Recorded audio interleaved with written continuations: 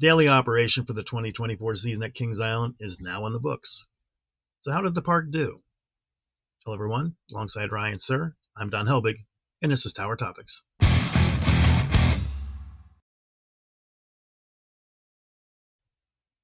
Tower Topics is a podcast by Kings Island fans for Kings Island fans, because that's who we are, and that's who we care about.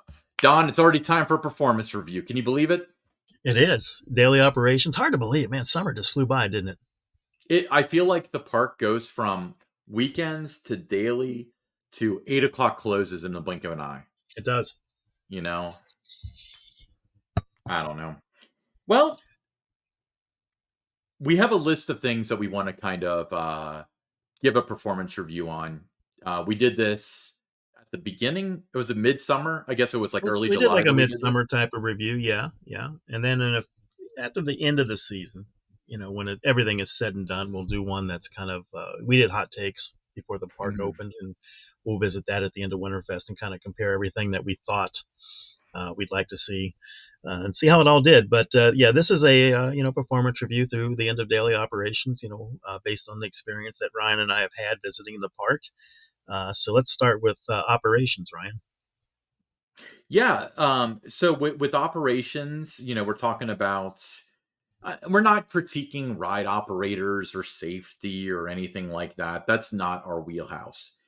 One of the big things that you were concerned with at the beginning of the season was, are they going to run two sides of the racer? Obviously, that's very important to you. You spent a lot of time at the park. What's your observation been?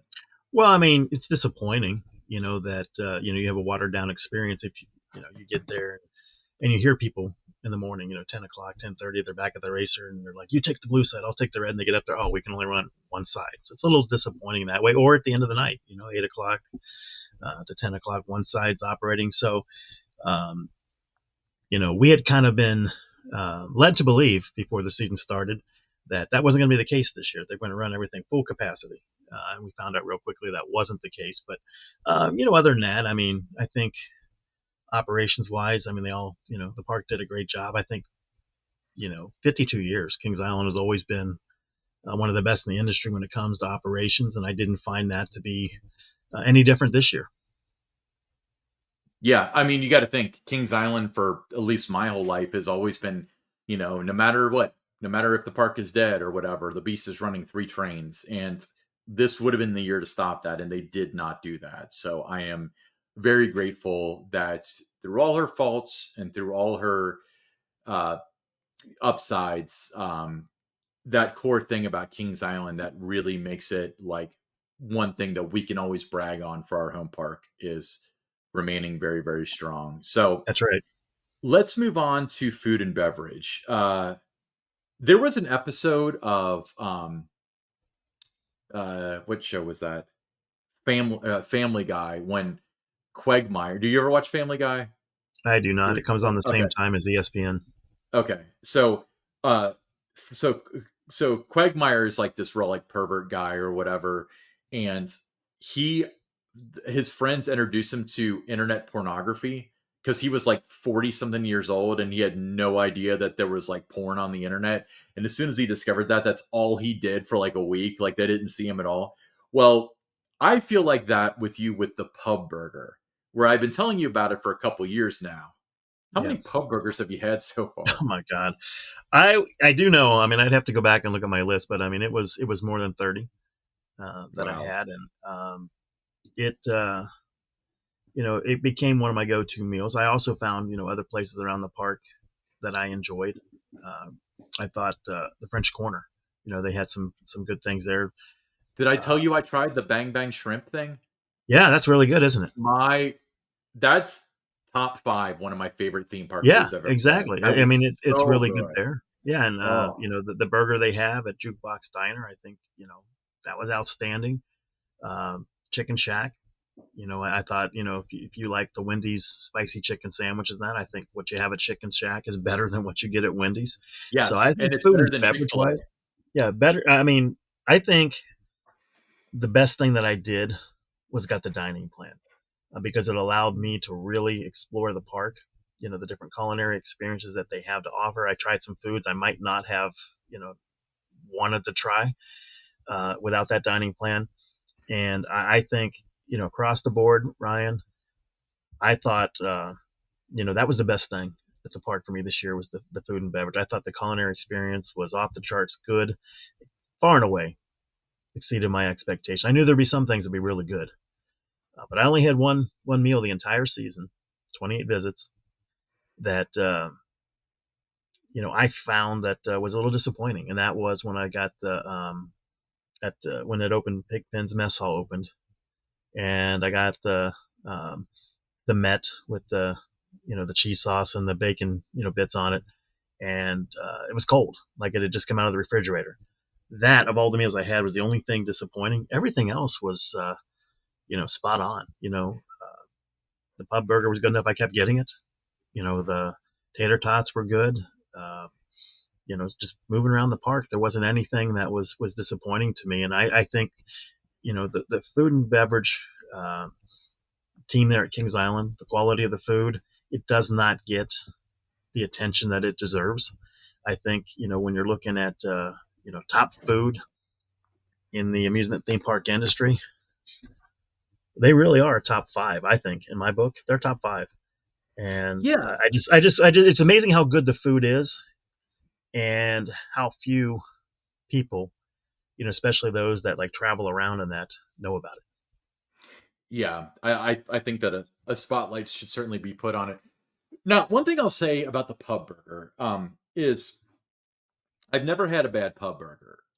And I eat at the park a lot, so I've got a lot of experiences. And by the way, so your Pigpen experience was like when the place was brand new too. Like the reviews in general have been very positive. We should Mm-hmm. probably clarify that. But Oh yeah, what's funny is like when you're cooking tater tots or like, and this is not a Kings Island thing or a brew house thing. This is an everywhere thing. They're doing a crazy amount of volume in those deep fryers. So sometimes the tater tots are better than others. I will tell you this: I've never had a pub burger that was below like an A minus. right. A bad pub burger is an A minus. A great burger is an A plus. So, yeah, the po' boy shrimp at the French Corner. If you guys are listening to this, you need to try it. It's so good. Yeah, Whatever and that now, sauce is. Oh, yeah, it's something you want uh, to try to, every time you go, you want to get it. I got it twice in a row. I got it on a Friday and a Saturday last Yeah, weekend. Yeah, that was you it's recommended that to amazing. me a couple months ago, and I never got around to it. But yeah, I got it 2 days in a row. So yeah, like I said, I with the special offerings and stuff, I think that 2022 was the best year for food. Fell off a little bit in 23. I think it's making a comeback. I really hope and pray that next year is going to be even better than this year because I think the future might be bright for the food. Yeah, and if You you know?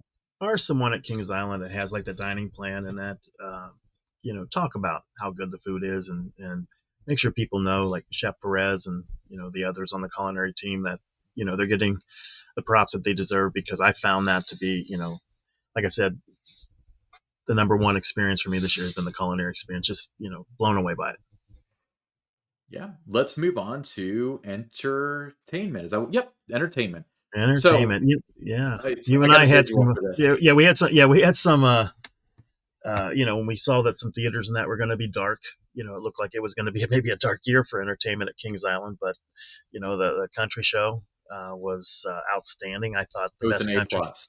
the best country show that I've seen at Kings Island since the mid '80s, when they used, in the '70s and '80s, the country shows were outstanding, and this was too. I mentioned before on the podcast, and I've mentioned it, whether it was in blogs or on social media, that the only thing for me would have been, when you have a live band and that's not the right venue for it. To be better in the show place, and if it was in the show place, more people would have, probably experienced the show, and would have really seen how good it was. Talented cast. Everybody in it was really good, and yeah, I mean, that was the show that for me was the highlight. I thought Gazillion Bubbles, I thought, Yeah. was a big surprise. You and I had seen it at other places. It looked like, from what we had seen, you and I were looking at it as, it fills dates on Hmm. the calendars in the theater. But the guests really loved it, and it was fun to watch, just hear the reaction, especially of the kids and the families, when the bubbles are coming out in the audience and stuff. And, you'd see people get back, in line to go see it again. after they watched it for the first time. So it was something that people wanted to repeat. So that was a pleasant surprise. Just how good it was. I think that theater was really, it was, you could almost say it was like almost designed for that show. It was perfect for it. Yeah, So and that dude brought in all of from I talked to one of the tech people and they said like that's all his equipment, that's all his stuff. The Kings Island people helped them tech it out as they yeah, call it, like make it so it works in the theater, but that was all him. And I tell you what, and I've completely conceded this probably 10 times on this show. I was very pleasantly surprised, and my opinion was completely wrong going into this. oh yeah, I said that it was some dude blowing bubbles and then a really cool like ending for 5 minutes. Could not have been more wrong. I was very eager to do an episode to say no, go see it. It's got a short run. Go check it out. yes, I'll and they tell you that. extended it for us. They extended it for the guest. Yeah, I think that was a nice thing to do, and but that was a surprise. So you have the country show, which was outstanding. You had the bubble show, which everybody seemed to really like, and then you had retrospect. I which think was also was great. it was also really good. Yeah, a lot of energy with it.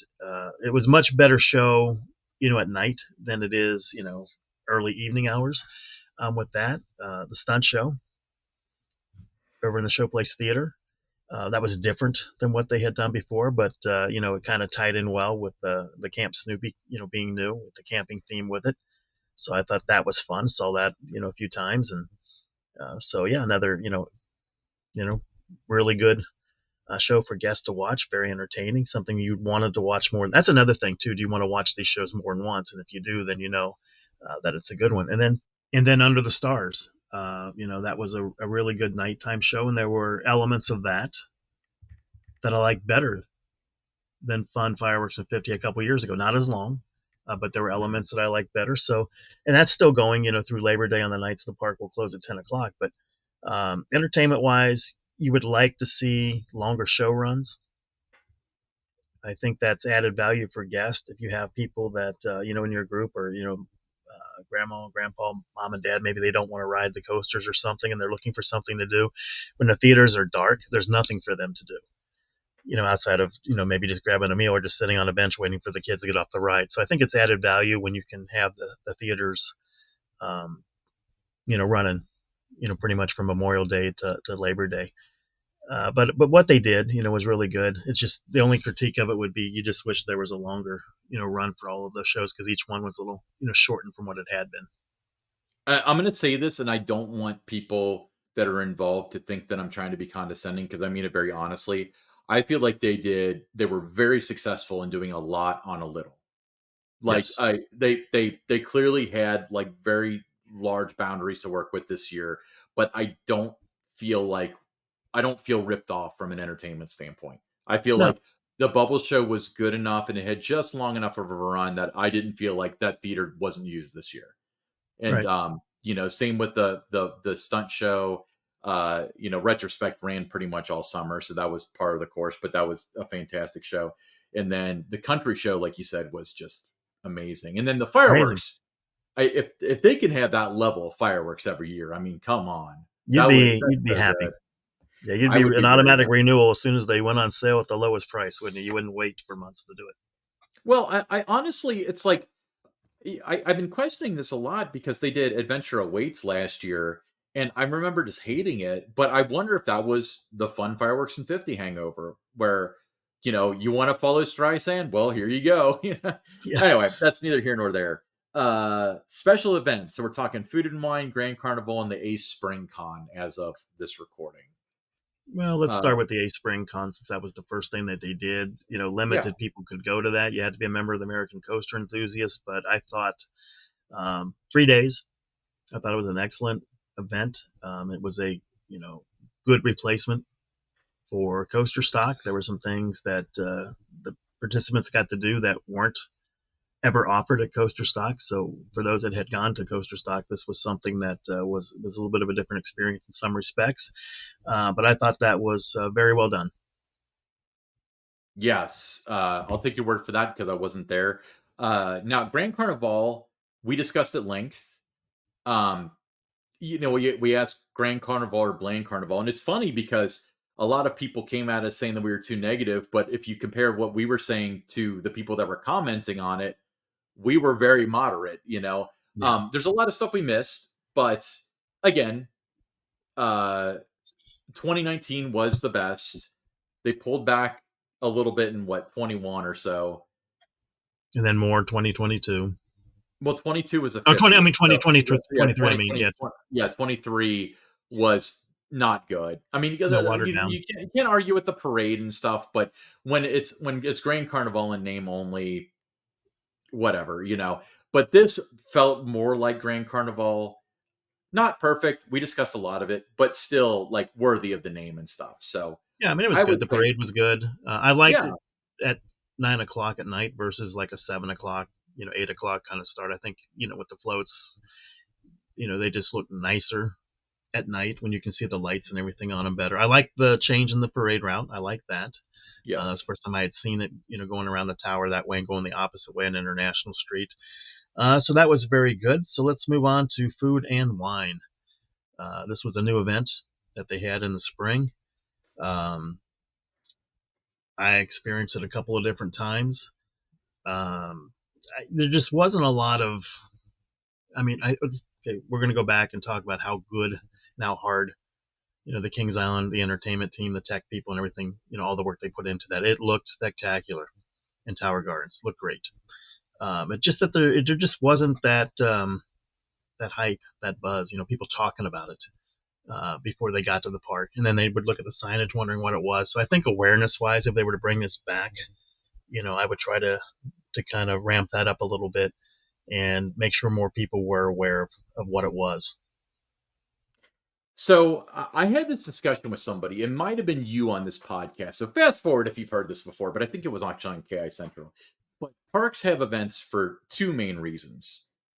Number one, to sell tickets to people that wouldn't normally come to the park. Number two, to get people that come to the park normally to spend money they wouldn't normally spend. Do you agree with that? Yes. Okay. So I had some of my friends that were saying that the reason why no one bought anything at Food and Wine is because the people of Cincinnati, they're not wine people, they're beer people, and you think that they want to drink this, Pinot and all that stuff. That's fine. You know what? I bet the average person that visits Kings Island, whether with their family or with friends or whatever, they're probably not big wine connoisseurs. So you have to go the other route. You have to make it so people that are into wine want to Mm-hmm. come check out the festival. And there was very little promotion around it. I saw very little actually sample. Now I did try this. This was the bread sampler of some Mm-hmm. sort. It was incredibly disappointing. So the zucchini bread, which is in the bottom right, was really good. The two things at the top, and I wish I could tell you what these were, but it's been a couple months now. They tasted like packing peanuts, and then the thing in the little was just like boring and dry. Like the wine thing isn't appealing to me. I'm not a wine guy, so I thought like, oh, I'll try all the food. But then I tried this, and I was like, I'm not doing this. This wasn't worth $8 or $9. So I feel like work can be done from that standpoint. Again, I think the food in general has been great at Kings Island. That was my one experience at Food and Wine. And if that's a small sample that's representative of the whole, that may have been another reason why there seemingly wasn't a lot of people Yeah, and you buying stuff. mentioned you got to go after the people who are the wine connoisseurs there. And this is a pro tip if you're listening. Uh, I would start. The park is closed during the week now. You've got the software there to do it. Start doing your search and start coming up with all the different wine bloggers that are out there, and there are a lot of them in the region. And start compiling that list and let them know months in advance if this is coming back. Don't wait until a week before and say, hey, we're going to have a little event here, and then 90% of them can't come. Let them know 90 days in advance. This is what we're going to do. Have a preview. Let them come to it. Let them write about it. Let them tell the story and everything, and then success will follow. That's if they didn't say anything negative at the park because they're not invited to media day if they've ever said anything negative about the park. Let's not forget that caveat. All right. Okay, next up before I get us You canceled. always have to add that, right? Well, I either have to add in that. Okay, so So the credit to the people that make these comments. So either got to bring up the prestige pass. I've got to bring up my missing hush puppy. So you got to take a shot. My last best, or your last best hope, or whatever your name is. So I mentioned the hush puppy this time, or the content creator thing. That's my three hangups. All right. Well, you got Okay. to be known for something. That's your legacy on the show, right? I think that they should sell I hate Tower Topics t-shirts on the front, and on the Yeah. back it's just my three hangups. Hush Puppy, Prestige Pass. Anyway, Yeah. Camp Snoopy. Let's talk about Camp Snoopy and how that formulated. One thing I did know, okay, we critiqued the area. I feel like if you want to hear our critique of the area, how it turned out and stuff, I don't think that's going to change at this point. But one thing that you and I kind of have discussed is that it opened, got a little bit of coverage and stuff. We haven't heard anything since. No, it's been very quiet about it since then. I mean, you have to keep it top of mind. You just can't tie it in with get us overpass and the all new Camp Snoopy. You've got to be storytelling on your own channels, your blog. Um, just keep it going, and then you've got to make sure there's different things you can find to keep it out in front of the media. Now they did do the one thing, the Reds came and wrote it. That was nice, but you needed more things. I mean, there's got to be, out there. There had to be milestone rides. Did it give its 100,000th ride, whatever those numbers might be?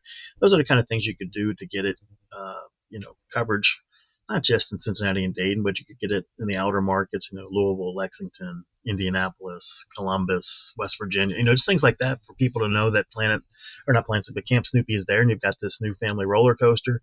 I would have liked to seen more, throughout the summer guest testimonials. When September's opened, there was a series of those. Where those would go on the social channels and the blog, and guests would talk about it. What they liked about the experience and things, and that ended up winning the golden ticket, didn't it?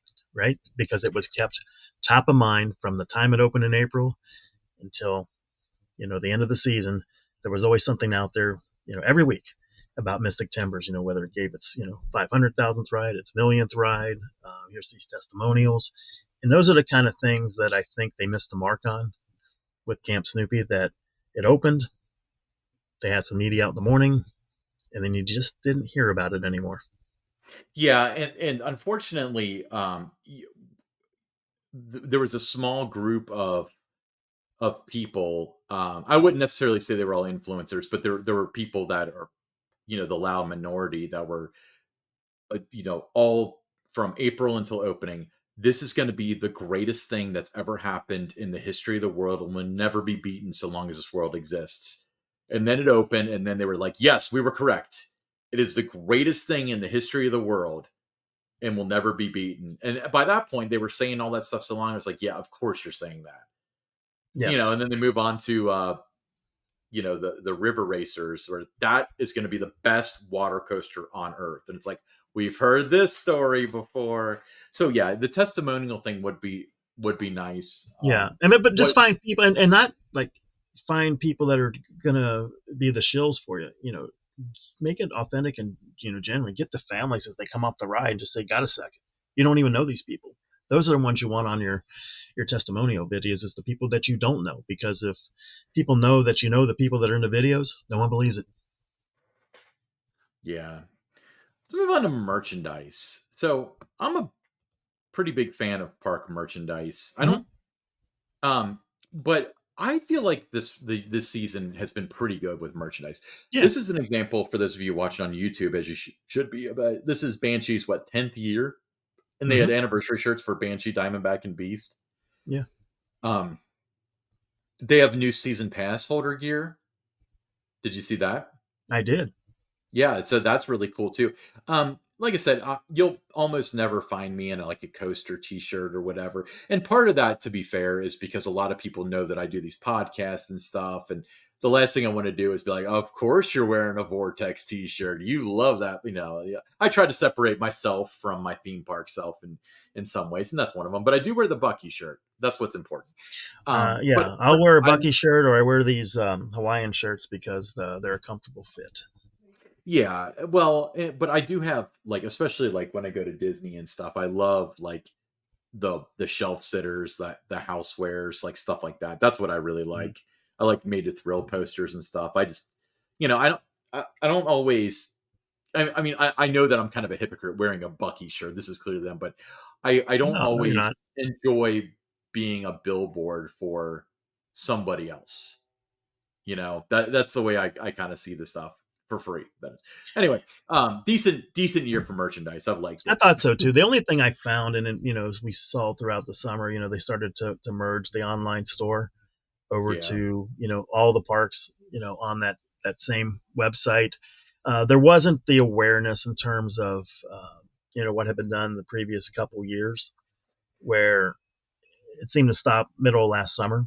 In terms of the promotion of the different things on the online store.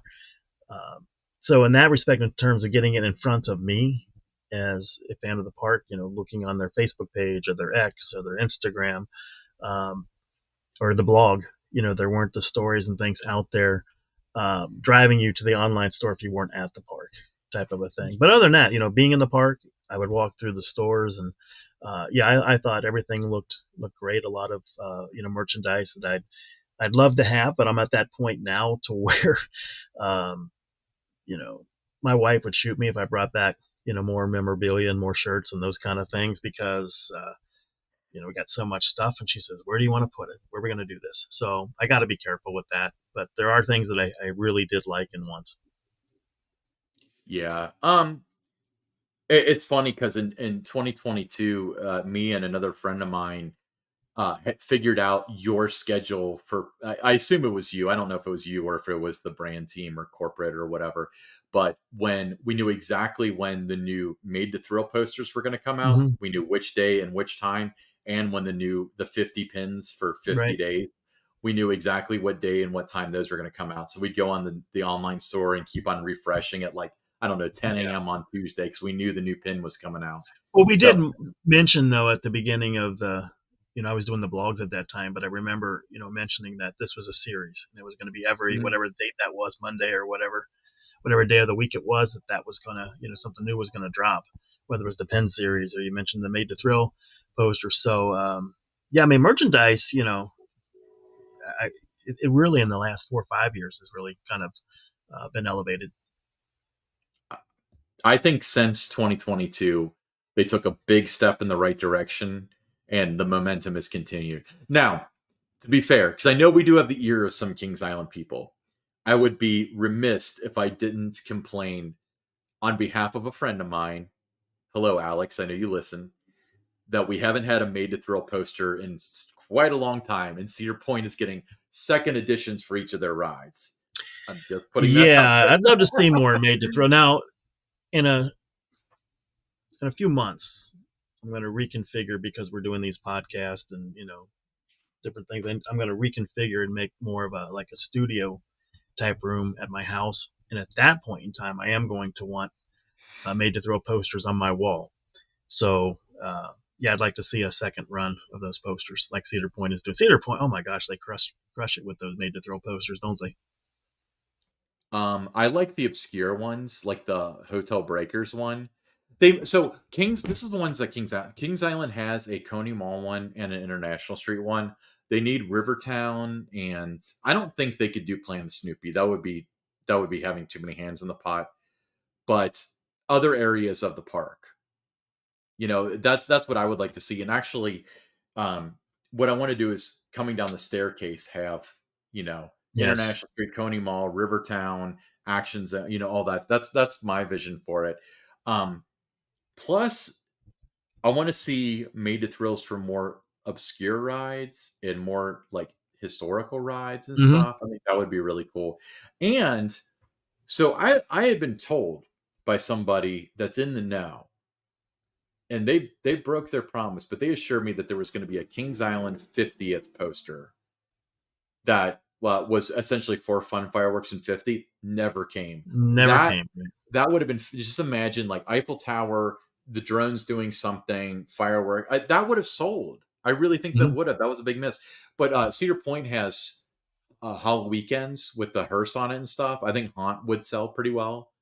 Winterfest would certainly sell pretty Hmm. well. I would make that part of my Halloween and Christmas decorations personally. You Yeah, can I've see got I the frame them. I've got I mean, Oh so yeah, this right here, that's a made to thrill, but it's not the one from the park. That was Aaron gave that to me before they started making them for the park. So it just says like Mason, Ohio, 1979. The one yeah, above it is actually a picture I took. Um, but I do have a ton of made to thrill posters. I can't reach them now, so I'm not going to get them. But they're either in frames and they're sitting there waiting to be hung up. I'm not good at that, so I keep on putting it off. And I've got a ton like in the holsters. I got blue ice cream, antique cars. I've got probably half of them right now, and I just haven't hung them up yet. yeah. I've got, Um, which should be no surprise to people that know me. I've got Grand Carousel, got the yes, racer, Grand Carousel's one of my got favorite. I've got got the that one got too. the train. I got that one too. Yeah, so that should be shouldn't be a surprise to anybody that knows me. All right, so what's next? Uh, Staffing. Um, so staffing was at C plus levels for a lot of the season. I think it was still better than we thought. Better than we thought, but sometimes when you go somewhere and somebody says, "Why isn't this open?" You'll hear, "Oh, staffing issues." Well, it's an Yes, issue because you won't staff it, not because you don't have the staff. So a lot of the staffing that we've seen, it's intentionally understaffed yes, because of the budgets. It's not something that the park on the park level they're doing. They're given that mandate by corporate. This is what you've got to spend in labor. So they got to find places to cut and stuff. But at the same time, at the start of the season, you have the staffing to have everything, open, full bore, everything, all the drink, look at everything. And then as it gets into, the season, all of a sudden, some of these associates, they were hoping to get 35 to 40 hours a week. They're getting, 12 to 15, and they end up leaving. And then it yeah, does become a staffing issue by the time you get to, mid-August to the fall, because yeah. everyone left because they weren't getting the hours. So on that point, I understand that your hands are tied because of corporate, what your budget is for labor and stuff. But at the same time, it does impact the experience a little bit. I'm okay. I'm on both sides of this because on one hand, I understand that they've got a budget to work with, and you've only got so much money to work. You got to make it work, and it's more important to have the Beast open than the drink station next to the Beast, and yada yada yada. At the same time, as a consumer, that's not my problem. If the lines are long at all the restaurants because half the restaurants are closed, I think it's not my problem if you're understaffed. That's your problem to fix. You know, and it's we're coming out of I understand that labor is very expensive now and stuff, but we're not in a situation anymore where nobody wants to work or it's too easy to get on unemployment or any of the other excuses that were used for the past couple of years. um so this is the real question though. um they're building that new drink station. Why it's taking them all year to build the drink station that's at in the front of Action Zone is beyond me, but they're building that. It's going to open in the fall, but they have other drink stations that are rarely open. So is this just going to be another one that's never open, or are they going to commit to opening it? And if they're going to commit to opening it, then why are they Well, opening one that's a few hundred feet from the Coke Freestyles, but not just regularly opening the one by the Beast, which is pretty far from the other ones. It's in kind of yeah, a desert. You know. yeah. I don't think those drink stations. That's important to staff those because people buy the drink plan and then they have to go either walk further to a restaurant or something. You may have to wait in a long line just to get a drink. The other day I was there and the drink location at the Eiffel Tower, it closed at like 4:30. It wasn't open. So those are the kind of things that you just kind of shake your head at. And you always hear in these calls when they do their earnings calls, we had record revenues and all this kind of stuff, but yet we keep cutting back further and further with the labor that we're spending on the staff park and stuff. So that's the kind of thing you'd like to see addressed. And just try to have these things, the drink stations, staffed. Or why build them if you're not going to staff them? Yeah. All right. Park feel and vibe. Did it feel alive or not? I'm gonna go out on a limb, Hmm. and I'm gonna say no on this. I we don't have access to attendance numbers or anything, but it was pretty evident that there were several weeks there where it was not as busy as it had been in previous years. Now, and I'm gonna this is a photo I found. Now, this is independent of that issue, but Grand Carnival, this is the Spain booth. Any other year, there'd be 50 people in line. They didn't do the tasting cards, so no one was there. So Grand Carnival felt dead on International Street because of that, when normally that would be Mhm. the area of the park that's the most busy. But I remember sending you a photo, and that was the one I was actually looking for, but I couldn't find it in my time crunch, where it was a Friday night, middle of the summer, 6:30 p.m., and I was able to take a wide angle photo in front of the racer, like where the Coke Yeah. machine, the Coke freestyles are, and there wasn't a soul in the whole area. I don't know what accounts for that, but that was not as busy. Now, granted, it was hot. It was hot for a couple weeks there, but it's hot every summer. Right. You know. You're right. Yeah, it's hot every summer. Has been since 1972. But I felt, yeah, I mean, it wasn't uh, the energy level, Mhm. that you'd like to see, or that I was accustomed to as a guest. Had kind of declined a little bit.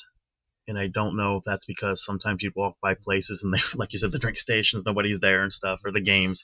Has that Axe game even been open yet? This year. I've You seen know, it open once. Yes. okay, but just things like that. That it just didn't have that. It wasn't as the energy just wasn't. I don't know. Sometimes even the music that you play, can set a tone for the park. Certainly. Yeah, so I don't know. I mean, it just felt like something was off a little bit, but overall, still a really good experience. So I mean, it's not like it was my day was ruined, or this was a real downer today because of this. Nothing like that. I mean, experience was still really good. It's just that it didn't have that energy sometimes, that I had been used to when I had season passes in previous years for 26 years from 1981 to 2006. So it felt a lot different in that respect in terms of the vibe and the energy. Do you think that was because it felt like there were less people there too? Because let me give you Yeah, this it, comparison. it can be. Yeah, I mean, it can be. I spent a lot of my time though, like in Coney Mall, so I wasn't roaming through the whole park all the time. So I don't Yeah. know. I just knew that there were people in Coney Mall. I'd be in Rivertown to ride the Beast, and Mystic Timbers. And then there were people there, so I never really felt that it was a ghost town when I was there. But sometimes too, even the guests play a part in this, because nowadays everyone is just locked in on their phones. You're supposed to go there to spend time with your family and your friends and that, but everybody, you see if four people, they're all friends walking down the midways, and each one's just kind of glued to their phone, head down as they're trying to walk through. So I think sometimes that kind of stuff too plays into the energy level, the vibe, that you feel when you go into the park, when everybody's they're looking elsewhere. You go to Kings Island to escape from the world, but you're still in the world because you're glued to your phone. I agree. That's everywhere. I mean, that's Yeah. not Oh yeah. unique to Kings Red's Island. game everywhere. But also, I don't like how society points their finger at people like, all you do is you're on your phone. Oh yeah, and download our app for the latest information. It's like you want them on the app, but then when they're on the app, you mock them for it. Right. Because three people walking down, maybe they're trying to buy single use fast lane. Maybe they're I don't know checking what they're doing, waypoints. but I mean, Maybe they're just like I buying, said, you yeah, know, yeah. But you even know, like riding the train, you've got four or five people that are together, and they're not even talking with each other. They're just all on their phone, just doing their own thing. And I think that that's just kind of the world we live in today. That you just see people, and even in restaurants, you see that people sitting down and nobody's communicating, talking with each other, and I think that just carries over to the amusement park world. yeah. But I mean, on that same, I agree with you. But I on don't the think same it's. token, Let's just go back and circle back. This is not a Kings Island thing. This is a yeah, society thing. I think that people, if that's the way that they enjoy the park, then Yeah, let them do it. yeah. That's the way I I see don't. it. Yeah, I'm not saying they can't do it. I'm just saying it's just Because I've had a lot of, I mean, okay, I'll admit that like when I was running KI Central, like in hindsight, I feel like I was there for a lot of stuff, but I wasn't present because I was seeing it through a camera lens or through a yes. video camera and stuff. But especially now, like as an adult, like, I remember like when we went to the Mickey's Very Merry Christmas party, I was taking photo after photo and stuff. And Aaron was saying, like, are you just going to be on your phone all night? And it's like, well, I'm on my phone, but I'm enjoying the event too. I'm taking pictures because I'm enjoying. So I think that there's way more to uncover with that. So let's move on. Yeah. Communication. Uh, so lots of problem with speaking of the app, lots of issues, like especially in the early season where it would say no shows today when there were shows, like especially the Hmm. fireworks show. Um, and then we talked about in a previous episode, they changed the calendar and it was just quietly done. So if you missed the previous episode, they took off the first weekend of Winterfest, which was going to be the weekend before Thanksgiving, and they put it at the end of November. So November 1st, 2nd, and 3rd. So you didn't miss any days, but you didn't gain any days either. But nonetheless, There's no Don, communication of you're that. the first person to realize that. So hopefully people don't show up that first weekend before Yeah, because Thanksgiving. that was there for a long enough time that people, were excited about it, that it was starting earlier. They weren't going to have to, you know, miss part of the Black Friday type shopping and things like that. So I think that Mhm. you'd like to see a little bit better communication with things like that. There are times I think, when you get peppered, we're both season pass holders, right? Mhm. So why in June am I getting, buy a silver pass, I messages, know it was sent. particularly bad this year for trying to market to me a pass that's below what I already have. Yeah, what you already have. Yeah, yeah, you're a pass holder. You shouldn't get a sales message for a season pass until they start the renewal type thing. So things like that were kind of misses that, they were just like throwing things out there. There was no real maybe strategic plan to it, making sure they were, communicating to the right people.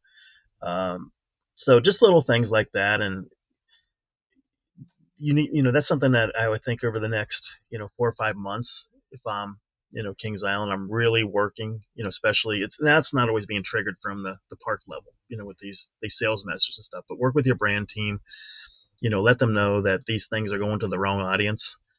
And then it's a number of people, that I know, they just, opted out because they Yes. kept getting peppered with the same thing when they already had that thing.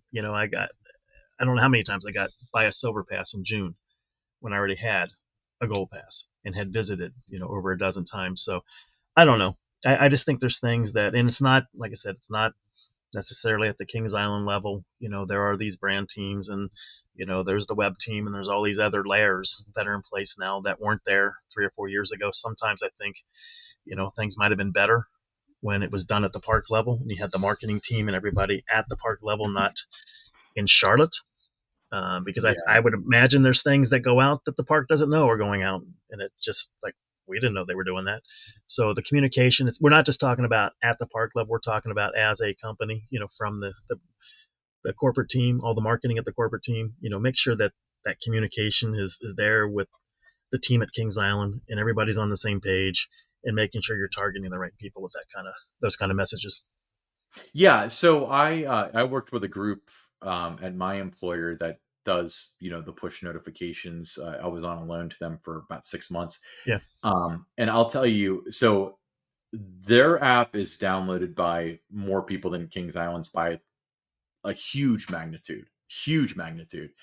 Um, and their decision to do a push notification goes through such a bureaucracy, and it's actually a really good thing because every time you send a push notification, a certain percentage of people turn off notifications. So if you're going to send a yeah, push, you better be dang well sure that it's worth it. It's got to target the right people. It's got to be something that's absolutely going to be of interest to them. So, for example, if they, in the situation, if they got, I mean, how often did you get pushes for silver passes? Probably 2 times a week for a yeah, while, yeah. you A know? couple times a week. I wouldn't be surprised if they lost somewhere between 5 and 20% of their enable Yeah, notifications and as a I've result. got. I'm looking through right now. I've got, several telling me that 2025 gold passes are on sale now. Okay. I could see you sending it to me once or twice, but I don't need it as often as I'm getting it. So with the overload like that, you know, some people I keep it on because I don't, it's all right, but some people they're gonna uninstall the app because they're or opt out of the text messaging because they're getting too much of the same thing. So I Yeah. just think that kind of stuff with the communication and it's the other part of that too is everything almost that you're getting is sales and promotional oriented. Yeah. There's nothing there telling me, about, hey, the Beast turned 45 this year. Come celebrate the anniversary by riding the world's longest wooden roller coaster. Then you could just put in there tickets are just whatever, something like that. But there's no storytelling with it. It's all straightforward sales, and I think sometimes that too has people tuning you out. Yeah, and also I was gonna say, like, to their credit, you do get a past perks push, but that's just a sales message too. It seems like I mean, just as an example, tell me where you don't have to spend a pretty substantial amount of money to take advantage of this. Right, Um, they're gonna have a drawing, and then if you visit, you get to be into a drawing for buy one get one all day fast lane. So right, you get the honor of spending 140, 150 bucks. Prestige pass only, visit 2 times, buy one, get one 50% off t-shirt. So the thing though is like when I go to a store and it's buy one, get one 50% off, that's basically worthless for me because I right, usually go in for one shirt. It's just spending extra to try to find 2 shirts that I want. right. Visit 2 times, $2 off Auntie Anne's pretzel. Okay, that's probably a pretty good benefit because that's a reasonable discount and you're not into a drawing for it. Yeah, I think Um, what you got to do though, when you're in those positions, is you got to take the marketing hat off and put yourself in the consumer chair and say, what would I want to receive and how often would I want to receive it?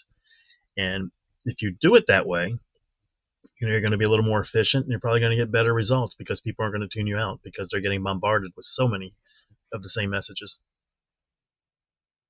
I'm telling you, one day there's going to be a system out there that does my idea, and that's when you can choose if you want to get no notifications, you want to get only critical notifications. That would be like Soak City's closing at 3 today, or the park's closing due to inclement weather, stuff like that. Um, some notifications, which is like maybe one push for season pass sales, last day of the water park, stuff like that, and then all notifications, and that's pass perks and end of daily operation and 8 o'clock closes and stuff like that. Because I think that if you visit the park 3 times, you probably don't really want to have that stuff. But people like you and I that want to stay up to date with it, we want all that information. Right. And with that being said, you still have to be smart about like if somebody chooses all notifications, you don't want to send them silver pass messaging, twice a week because you're going to lose those people pretty Especially when quick, they have gold, right? especially when they have gold.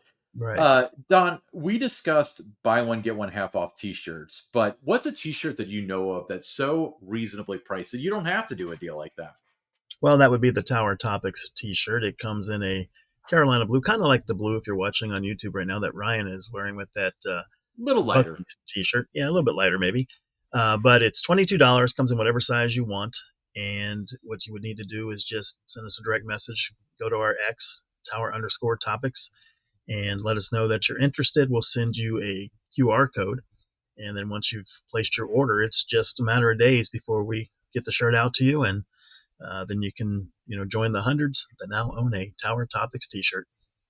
Yeah, we love seeing them around the park. $22 including shipping. It's a heck of a deal. All right, we'll be right back with the listener questions.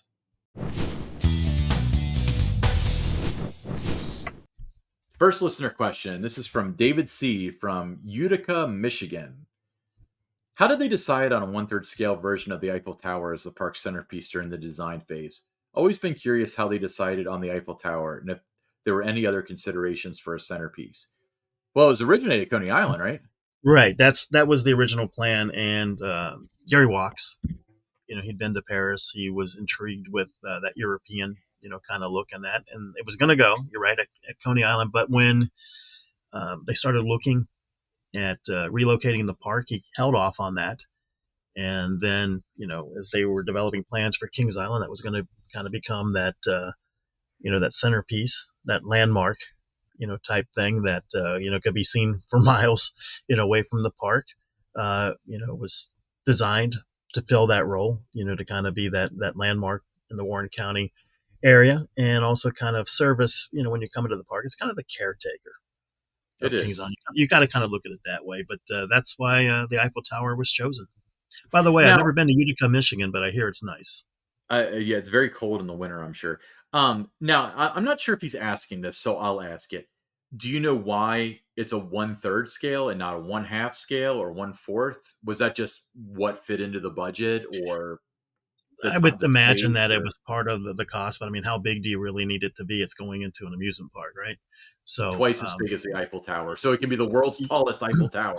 yeah, no, I think you wanted something to be like, that was, the observation deck, so people could go up and get an aerial view of the park, the surrounding area, and that I think making it a 1/3 scale replica, I think that was the right size to do. And if you look at the scale of International Street, it probably, Yeah, I mean, I can't, I've never been to Paris, so I can't say this for sure, but at least it has the feel of what I imagine around the Eiffel Tower is correct. like, at least loosely speaking. So, That's what people have very, told me. very good question. Next question, Natalie P. Where are you getting your awesome shirts at?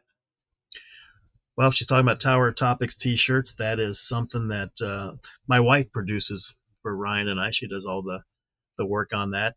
She has I don't know the name of the vendor, but she has a vendor that she's worked with for a few years. She does a lot of craft type things, makes a lot of T-shirts for some businesses and schools and restaurants and uh, cheer teams, dance teams, all those kind of things. So she's the one that has the supplier, and when somebody wants to order a Tower Topics T-shirt, she's ordered so many different things from them that the shirts are like overnighted to us. So basically, you're saying we have wholesalers.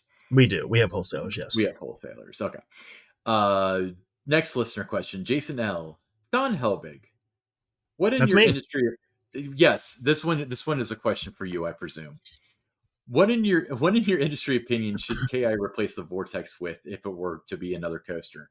Also, is there any truth around the old rumor that the ground is unstable in that area? Well, Jason L, the only thing unstable about Kings Island are the people that host the podcast. That's what I'd say. Let's talk about the last part of that question first. No, there's nothing wrong with the ground around it. But in Isn't it terms of what would, sinking? yeah, that I don't know where that rumor started, but that It was start it started with Magnum XL 200. The rumor I started I there, was and then I was it doing a live one time with a TV station, and we were talking about an upcoming event. And just at the end, she said, "I got to ask you something." She said, "We're hearing rumors that because of the ground, the vortex is sinking. Is that true?" Right on the air live. I was like, "No." I said, as long as that rumor had been around, I said, by this time, I said the vortex would have been about as tall as the Great Pumpkin Coaster. So no, nothing's wrong with the ground. But what could go in there? I mean, this has been something since 2019. Every time I walk by there, you start to let your imagination roam a little bit. What could go in there? What would be the right thing to go in there because of what it's replacing? It just can't be something, you know, generic, average. It's got to be something that's going to be spectacular. So, there's lots of different, ideas that have been bantied about. But after seeing what Canada's Wonderland announced, you look at how long that ride is, a little short of 3,300 feet. Um, you know, the layout and design of that ride would almost fit perfectly in that kind of spot. So something with 9 or 10 inversions. Um, what they're doing at Canada's Wonderland just looks spectacular. So right now, if I had to say let's put something in there, I would say let's do something close to what Canada's Wonderland has done because that just look number one, it's different. Mhm. Um, and it's a different manufacturer than the park has dealt with in recent years with coaster installations. We've seen B&M. So this would definitely be different, if you use Premier Rides. But it looks innovative, it looks fun, it looks thrilling, and something like that would almost fit perfectly in the Vortex spots. So after I saw their announcement, from Canada's Wonderland, I thought, you know what, that would be the right fit for there. I'm thinking that an infinity coaster would look great there. Infinity coaster with the lighting package and everything. Yes, That's exactly what I'm thinking. Like, I don't even have like ride statistics in mind. I don't really care so long as it has a lighting package because it'll look great there. yes, A lot of people are saying a dive coaster. Um, uh, Maybe like a mock extreme spinner is one that I've always wanted to check out. yeah. I'd really enjoy something like that. But I think a wing yeah, launch, what you're seeing, something like Holiday World has with Thunderbird, yeah. what King's Dominion is getting, something like that could go in there. Um, but if you're looking for something different and you're looking for something that's going to have people wanting to come from all over the country to ride your new coaster, what Canada's Wonderland is doing would definitely, check that box for you. Now we don't have any, we don't know that's what would happen there, but that's just something that just caught my attention as, wow, that would fit there.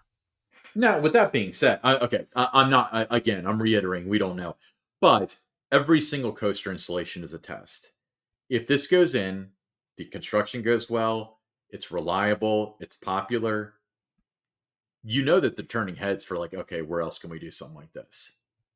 Yes, And Premier stuff, from what I understand, is pretty reliable nowadays. it's pretty The reliable. new stuff is Yeah, pretty reliable. But Canada's got 9 inversions. Why not do 10? or 12. How many Average. Smiler have? We want That'd be a more than little that. too much. It's got like A little too much. I 14. think I think 10 would, nine's going to be a lot, but I just think something like that. It's kind of got, with all the inversions, it's kind of a throwback to what Vortex was known for with the inversions and things. Only you made something that's more immersive and a little more thrilling than what Vortex was. So that's a great question. And if we'd have got this question, last week before their announcement, I don't know that I would have had a good answer for you. Remains to be seen, and I look forward to whatever's going on. It's going to be so weird if they put in another major coaster and it's not in that plot of land, don't you think? Oh yeah, I'm yeah, not. I think it I'm would be not weird. saying like they have to or whatever, but it would be so weird with that like gaping hole in the back of the park that they choose to make an installation somewhere else.